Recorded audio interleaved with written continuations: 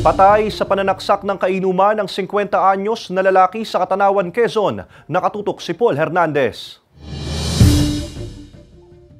Sa dalampasigan sa Katanawan, Quezon, inabutang walang buhay ang lalaking yan nang saksakin ng kainuman sa barangay Matandang Sabang Silangan. Madaling araw nitong Sabado, sa investigasyon, inundayan ng dalawang saksak sa dibdib ang biktima. Nagkaroon daw ng girian ng dalawa sa gitna ng inuman. According to our witness, sir, narinig niya na sila nagtatalo.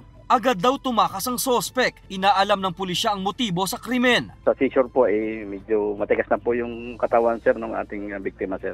Once po na sa dibdib po at lalo na po sa ulo ang mga tama, mabilis po na lumabas po ang dugo natin. Sinisikap ang mahinga ng salaysay ng GMA Regional TV Balitang Southern Tagalog ang pamilya ng biktima. Sasampahan ng kaukulang reklamo ang sospek na patuloy pang pinaghahanap.